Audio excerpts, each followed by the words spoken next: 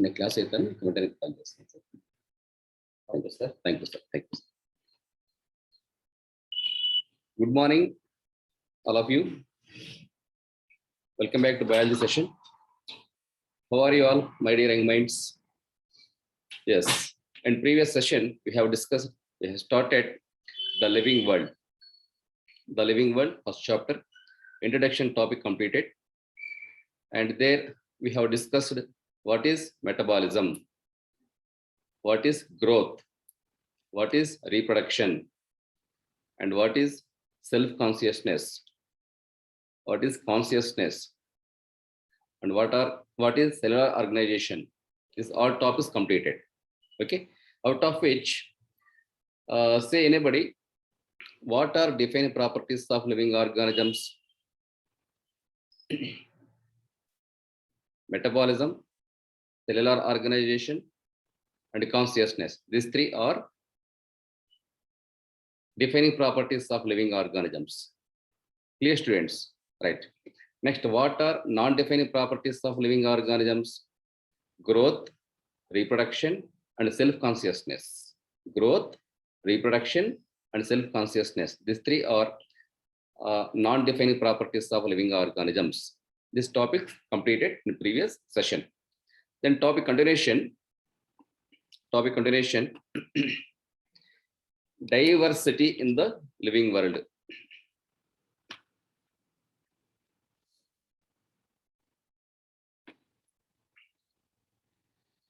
Yes.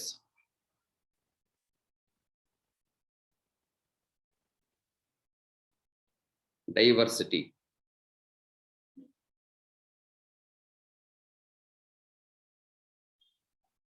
In the living world. Diversity in the living world. What is diversity? Distribution of organisms in different regions on the earth called diversity. As all of you know, plants, animals, and microbes. Of course, microbes are universal, means universal microorganisms. Microbes like fungus and bacteria exhibit their life in all weather conditions. Suppose at low temperature, -°C temperature, at high temperature like volcanoes, lavas, hot vents, etc. And inside the soil, on the soil, on plants, on animals. In such a way, microbes like bacteria and fungus begins their life everywhere. Due to this reason, microbes also called universal microorganisms. Universal microorganisms, also called cosmopolitan. Cosmopolitan. Cosmopolitan. Clear? Cosmopolitan means universal microorganisms, right? Also called ubiquitous. Ubiquitous.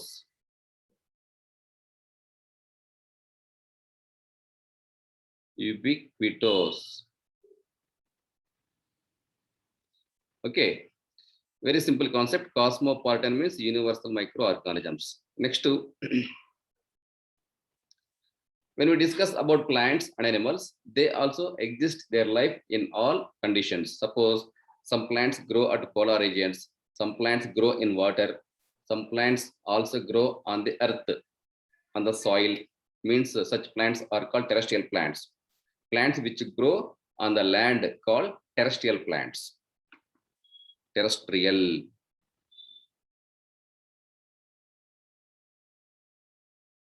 Next, plants, terrestrial plants.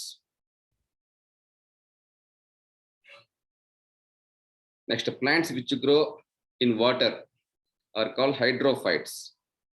Hydrophytes. Hydrophytes. Okay. Similarly, animals. Some animals living at -°C temperature. Some are living in water. Some are living on the land.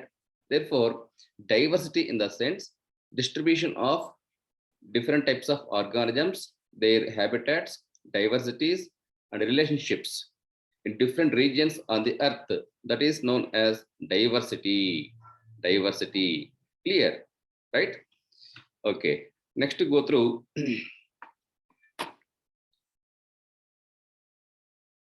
According to recent researchers, how many species existing their life on the earth means approximately 1.7 to 1.8 million species. 1.7 to 1.8 million species. Million species. 1.7 to 1.8 million species present day existing their life on the earth. Very important concept, right? Right. Next, to go to the next page.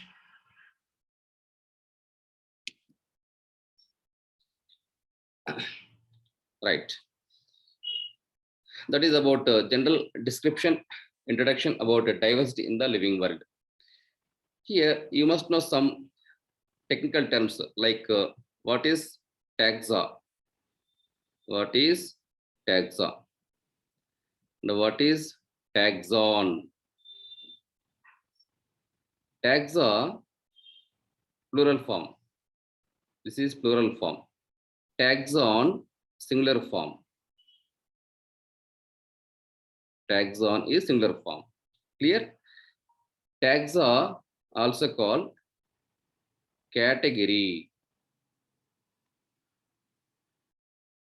Category or rank or category, rank or status, etc. These are the another names of taxa. Okay, once repeat. Taxa, also called category or rank or status. Next, what is taxonomy? Taxonomy. Taxonomy is a branch of biological science. It is a branch of biological science dealing with study of classification of organisms based on their morphological characters and anatomical characters. Clear? That is called taxonomy. So several world taxonomists classified all life forms into different categories like Monera, Bredista, fungi, plantae, animalia. Okay, Monera, see, Monera, Protista,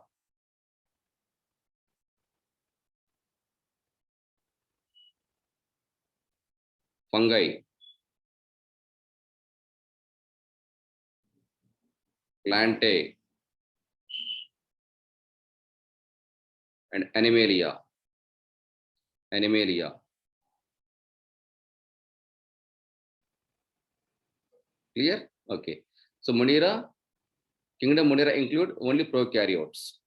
What are prokaryotes? An organism without a specific nuclear membrane around a nuclear material called prokaryotes. All prokaryotes collectively grouped under kingdom Monera. Okay. Next, Pratista.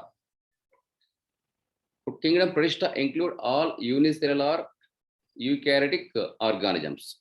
All unicellular eukaryotic organisms like amoeba, paramecium, euglena, verticella, chlamydomonas, etc.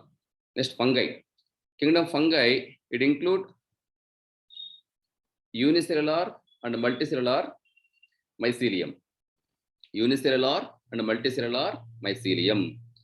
Like suppose yeast, a fungus, mushroom, a fungus. Okay, penicillium, a fungus, aspergillus. These are all different types of fungal members. Fungi again are of two kinds: unicellular fungi and multicellular fungi. Unicellular fungi, example, yeast. See, unicellular fungi, example, yeast. Next, multicellular fungi.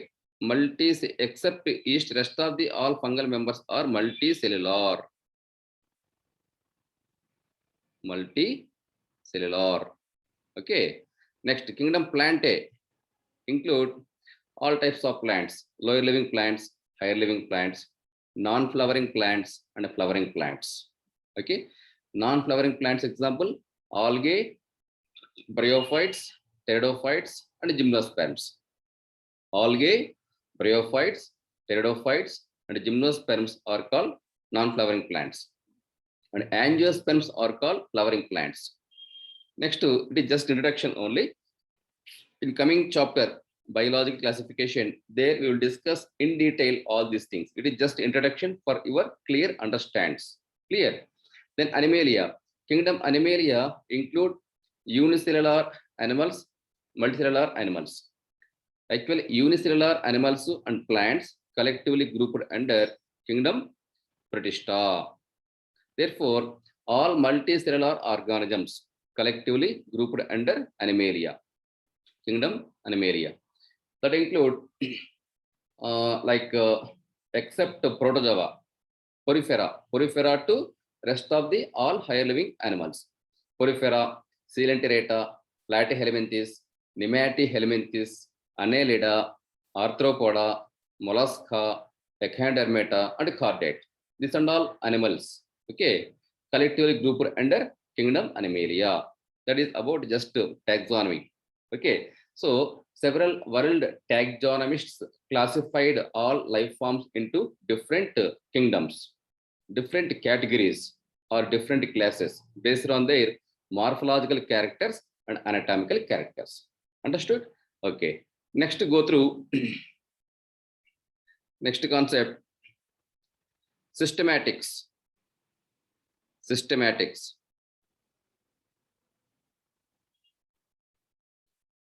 What is systematics? The term systematics defined as it is a process of classification of organisms based on their habitats, different kinds of organisms based on their habitats, distribution, and their similarities and dissimilarities. Also their relationships. That is called systematics. Once I repeat, a process of classification of organisms based on their different kinds, their distribution, and their relationships among organisms in a scientific manner. That is called systematics. Clear? Understood now? Okay. Right. Next concept. What are the basic components? What are the basic components of taxonomy? Please, all of you note down. Basic components. Components of taxonomy. What are the basic components of taxonomy? There are 4 basic components. First one, characterization.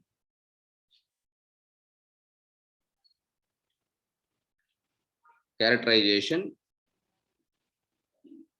And the second one, identification.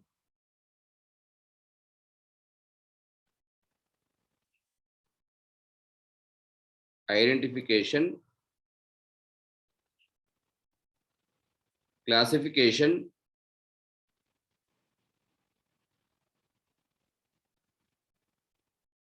Classification. And the fourth one, nomenclature. Nomenclature. Shortly called small code CICN. CICN. Just small code for your understands. C stands for classification.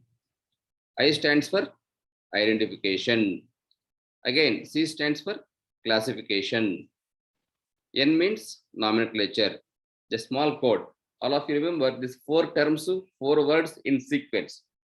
Sometimes in board exam or NEET object exam, they ask questions based on this concept. What are the basic components of taxonomy?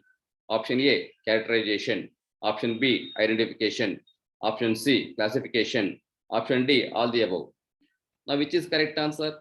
All the above is correct answer. Sometimes how they ask questions means what are the basic components of taxonomy, their sequence. Then you must remember all four words in sequence. For that, I written here code, CICN, characterization, identification, classification, and nomenclature. Clear? Okay. First, characterization. Characterization means a process of observation of organisms, observation of plants, animals, or microbes based on their morphological characters. Means externally visible characters are called morphological characters, or internal characters. Anatomy. Anatomy means internal characters. Okay, that is called characterization. Next, identification. Identification. Based on morphological characters or anatomical characters, we ourselves easily identify, yes, these are flowering plants, these are non-flowering plants, and these are lower living animals, and these animals are higher living animals. And it is bacteria, virus, fungi. So we ourselves easily identify based on their morphological characters or anatomical characters. That phenomena is called identification. Identification. Clear? Next, classification. Classification. After identification, classification is very easy. Therefore, several world biologists classified plants into two categories: non-flowering plants, flowering plants, based on flower character. Okay, or lower living plants, higher living plants, based on size of the body, size of the plant. If small plants are very small, it means that are called lower living plants. Tall means tall or big means such plants are called higher living plants. Similarly, animals, based on their body size, animals are of two kinds: lower living animals, higher living animals. Okay, or invertebrates and vertebrates. From protozoa to echinodermata, these are all invertebrates. Protozoa, porifera, coelenterata, platyhelminthes, nematohelminthes, annelida, arthropoda, mollusca, echinodermata. So from protozoans to echinodermates, these are all invertebrates due to lack of vertebral column in their dorsal portion. And vertebrates means higher living animals such as fishes, amphibians, reptiles, birds, and mammals. These are called higher living animals, vertebrates, because they have vertebral column or backbone in their dorsal portion. Okay, that is called classification. Next, nomenclature. Nomenclature, important. Nomenclature means naming of organisms, a process of giving name to the organism in a scientific manner that is worldwide accepted by each and everybody. That phenomena is called nomenclature, naming of organisms, plant scientific names, animal scientific names, etc. Okay, right. Nomenclature again are of various kinds: binomial nomenclature, trinomial nomenclature, and polynomial nomenclature. See, look here. Nomenclature again are of various kinds: binomial, nomenclature, trinomial, nomenclature, and polynomial,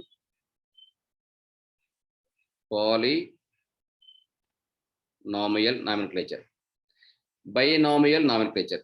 Bi means two, nomial means names, two words. Plant name or animal name is made up of two words. An example, simple example: mango. Mango scientific name Mangifera indica. Mangifera indica.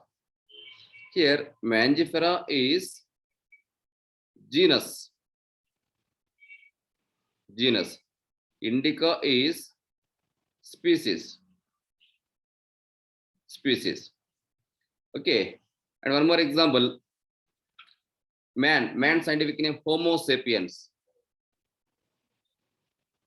Homo sapiens. Homo is genus. Sapien is species. Genus and species. So what are the rules we must follow while writing scientific names? Means always every scientific name has 2 words, minimum 2 words, maximum 3 or 4. Okay. First word is called genus and second word is called species. The word genus always begins with the capital letter and species begins with the small letter. Small letter. Clear?